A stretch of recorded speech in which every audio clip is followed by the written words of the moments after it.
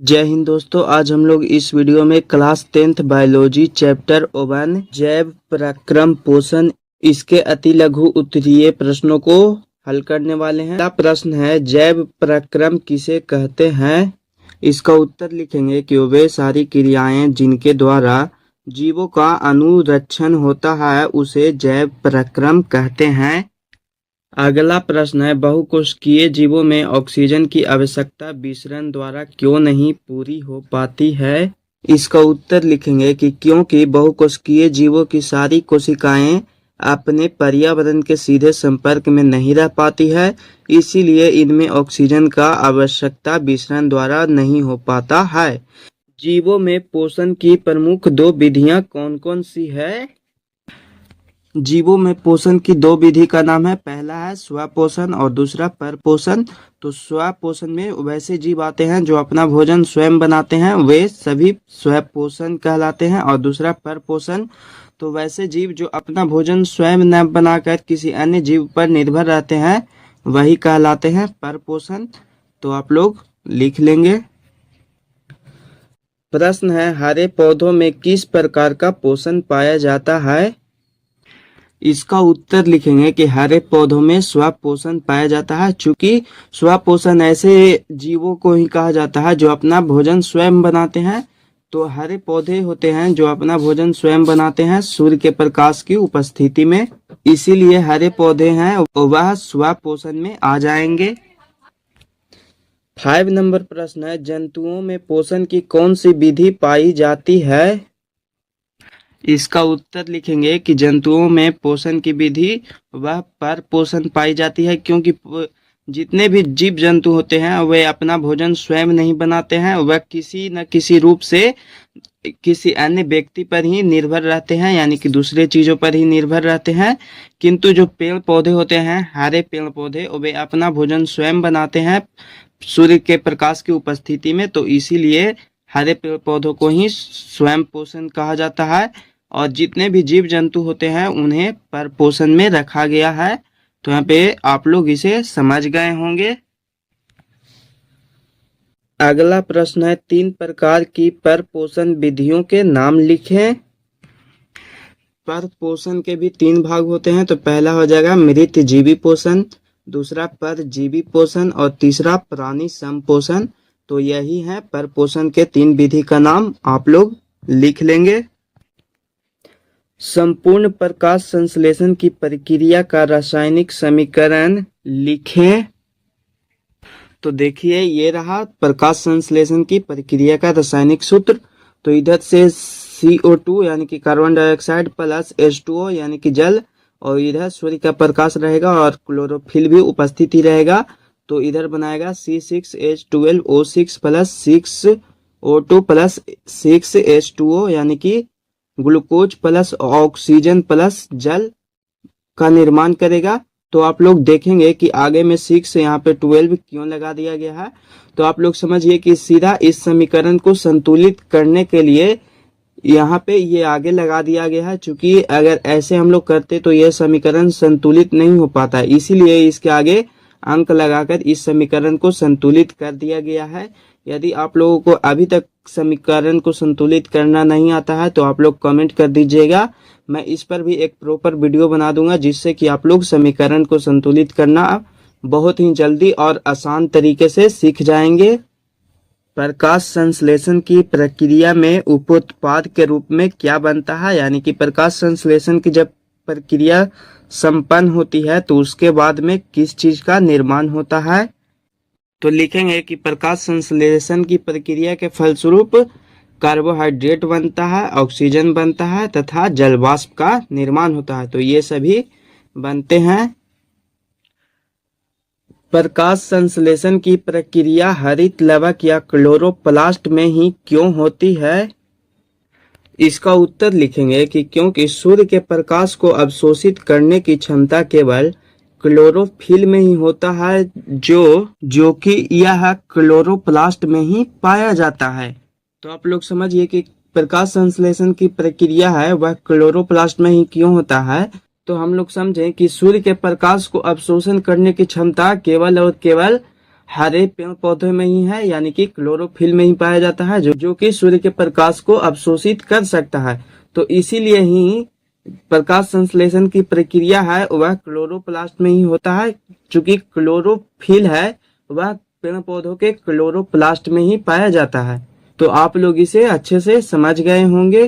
प्रश्न है, प्रकाश संश्लेषण प्रक्रिया के लिए किन किन पदार्थों की आवश्यकता होती है? तो लिखेंगे कि प्रकाश संश्लेषण की प्रक्रिया संपन्न होने के लिए सबसे पहले तो क्लोरोफिल होना जरूरी है। चूंकि हरे पेड़ पौधों में ही प्रकाश संश्लेषण की प्रक्रिया संपन्न होती है, तो पहला क्लोरोफिल होना जरूरी है, दूसरा जल होना, तीसरा सूर्य का प्रकाश भी चाहिए, तथा चौथा है कार्बन डाइऑक्साइड यानी कि CO2 भी यहाँ पे, यानी कि ये सभी पदार्थ जब तक मौजूद नहीं होंगे तब तक प्रकाश संश्लेषण की प्रक्रिया संपन्न नहीं हो पाएगी। प्रकाश संश्लेषण प्रक्रिया के लिए पौधे CO2 यानी कि कार्बन डाइऑक्साइड कहाँ से प्राप्त करते हैं?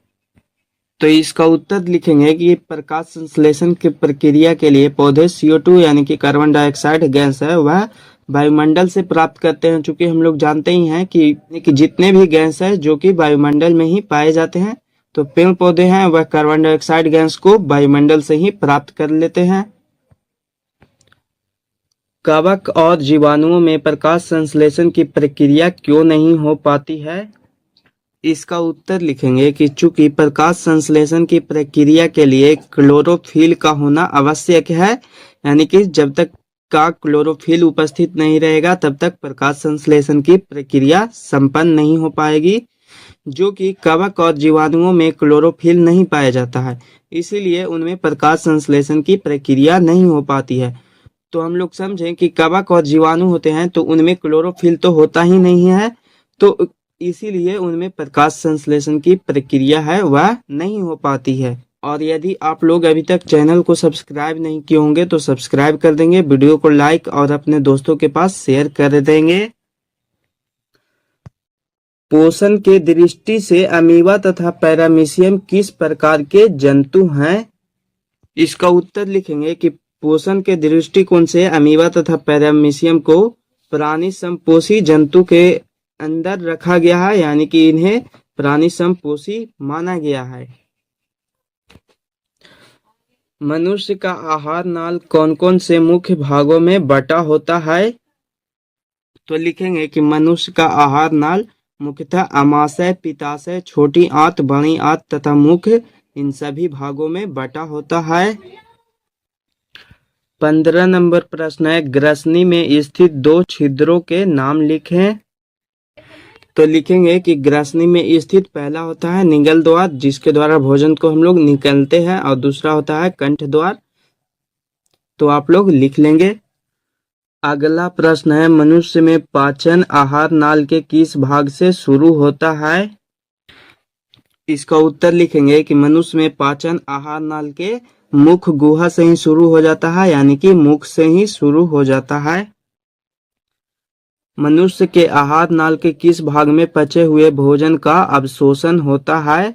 मनुष्य के आहार नाल में पचे हुए भोजन का अवशोषण छोटी आंत में होता है, यानी कि जब हम लोग भोजन कर लेते हैं तो उसमें सभी पदार्थ मिश्रित रहते हैं, जैसे कि प्रोटीन, कार्बोहाइड्रेट, वसा, विटामिन, ये सभी। तो जितने भी उसके अवशोषण करने वाले होते हैं वे सभी अपना अपना अवशोषण करने लगते हैं, तो यह अवशोषण होता है छोटी आंत में।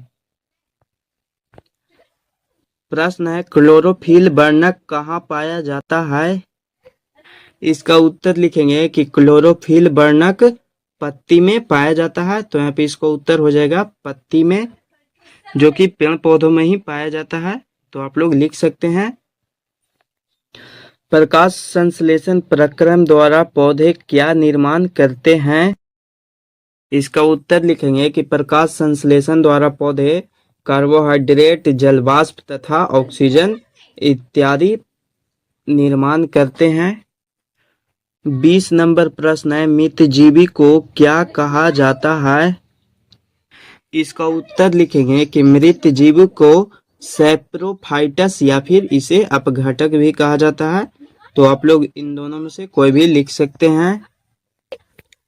अगला प्रश्न है, जिस जीव के शरीर से परजीवी अपना भोजन प्राप्त करते हैं वे क्या कहलाते हैं? तो वह कहलाता है पोषी। आप लोग लिख लेंगे। गोबर छत्ता में किस प्रकार का पोषण होता है?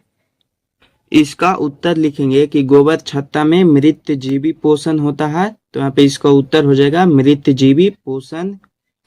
अगला प्रश्न है, पत्तियों का कौन सा अंग CO2 यानी कि कार्बन डाइऑक्साइड युक्त वायु का प्रवेश द्वार है? तो इसका उत्तर लिखेंगे रंध्र, जिसे कि स्टोमाटा भी कहा जाता है, यानी कि इसी के द्वारा ही पौधों में CO2 और ऑक्सीजन का आदान प्रदान होते रहता है, यानी कि इसी के द्वारा ही पेड़ पौधे होते हैं जो अपना गैसों का आदान प्रदान करते हैं, यानी कि अपने श्वसन की प्रक्रिया को संपन्न करते हैं। प्रश्न है, पोषण की दृष्टि से जंतुओं को क्या कहा जाता है? इसका उत्तर लिखेंगे कि पोषण की दृष्टि से जंतुओं को परपोषी कहा जाता है, क्योंकि ये अपना भोजन स्वयं नहीं बनाते हैं, किसी न किसी रूप से किसी अन्य जीव पर ही निर्भर रहते हैं, तो इसीलिए इन्हें परपोषी ही कहा जाता है। अमीबा में भोजन का पाचन कहाँ होता है? इसका उत्तर लिखेंगे कि अमीबा में भोजन का पाचन रसधानी में होता है। तो यहाँ पे इसका उत्तर हो जाएगा रसधानी। अगला प्रश्न है, मनुष्य में पाचन के लिए विशेष अंग को क्या कहते हैं? तो लिखेंगे कि मनुष्य में पाचन के लिए जो विशेष अंग होता है उसे छोटी आंत कहा जाता है, जो कि यह किसका भाग है? तो यह आहार नाल का ही भाग है, छोटी आंत। तो यहाँ पे इसका उत्तर आप लोग सिर्फ छोटी आंत भी लिख सकते हैं, यानी कि छोटी आंत है वह आहार नाल का ही भाग है। प्रश्न है, मनुष्य के जीभ के ऊपरी सतह पर पाए जाने वाली संरचना को क्या कहते हैं? इसका उत्तर लिखेंगे कि मनुष्य के जीभ की ऊपरी सतह पर जो संरचनाएं पाई जाती है उन्हें अंकुर या फिर इसे स्वाद कलियां भी कहा जाता है, क्योंकि इसी के द्वारा ही हम लोग कोई भी भोजन करते हैं तो उसका स्वाद का पता चलता है, यानी कि कोई भी भोजन खट्टा है, मीठा है या फिर तीता है, यह हमें इसी के द्वारा ही पता चलता है। तो इसका उत्तर हो जाएगा अंकुर या फिर इसे स्वाद कलियां, ये भी लिख सकते हैं। मुख गुहा से भोजन कहाँ तक पहुँचता है? यानी कि जैसे ही हम लोग भोजन करते हैं तो वह हमारे मुख से होकर कहाँ पहुँचता है? तो हम लोग भोजन करते हैं तो वह पहुँचता है ग्रास नली में। अगला प्रश्न है, ग्रास नली की दीवार में तरंग की तरह होने वाले सिकुड़न एवं फैलाव को क्या कहते हैं? तो उस सिकुड़ाव या फैलाव को कहा जाता है क्रमाकुंचन। तो यहाँ पे इसका उत्तर हो जाएगा, आप लोग लिख लेंगे। 30 नंबर प्रश्न है, भोजन में मौजूद प्रोटोन को पेप्टोन में कौन सा एंजाइम परिवर्तित करता है? तो इसका उत्तर लिखेंगे कि पेप्सिन नामक एंजाइम, जो कि भोजन में मौजूद प्रोटोन को पेप्टोन में बदलने का कार्य करता है। अगला प्रश्न है, आहार नाल के सबसे लंबे भाग को क्या कहते हैं? तो लिखेंगे कि आहार नाल के सबसे लंबा जो भाग है वह छोटी आंत कहलाता है। तो यहाँ पे इसका उत्तर हो जाएगा छोटी आंत। प्रश्न है, शरीर की सबसे बड़ी ग्रंथि क्या है? लिखेंगे कि शरीर की सबसे बड़ी ग्रंथि यकृत है। तो यहाँ पे इसका आप लोग लिख लेंगे। और अभी तक आप लोग चैनल को सब्सक्राइब नहीं किए होंगे तो सब्सक्राइब कर देंगे, वीडियो को लाइक और अपने दोस्तों के पास शेयर कर देंगे। अगला प्रश्न है, पाचन की क्रिया कहाँ पूर्ण होती है? यानी कि पाचन की क्रिया कहाँ पर जाकर संपन्न हो जाती है? तो लिखेंगे कि पाचन की क्रिया वह संपन्न होती है छोटी आंत में। तो इसका उत्तर भी हो जाएगा छोटी आंत। अब इसका प्रश्न है कि छोटी आंत एवं बड़ी आंत के जोड़ पर अवस्थित नली को क्या कहते हैं? लिखेंगे कि छोटी आंत एवं बड़ी आंत के जोड़ पर अवस्थित नली को सिक्कम कहा जाता है। तो यहाँ पर मेरा आपसे एक सवाल है कि मानव शरीर के सबसे छोटी हड्डी का क्या नाम है? आप लोग इसका जवाब कमेंट में जरूर दीजिएगा। अब इसका लास्ट प्रश्न है, अपचा भोजन अस्थायी तौर पर कहाँ संचित होता है? यानी कि वैसा भोजन जो पचा हुआ नहीं होता है वह कहाँ पर जाकर जमा हुआ रहता है? तो लिखेंगे कि अपचा भोजन अस्थायी तौर पर रेक्टम में संचित रहता है, यानी कि जमा रहता है। तो यहाँ पे सारे प्रश्न सॉल्व हो चुके हैं। तो फिर मिलेंगे हम लोग एक नए वीडियो के साथ, तब तक के लिए जय हिंद जय भारत।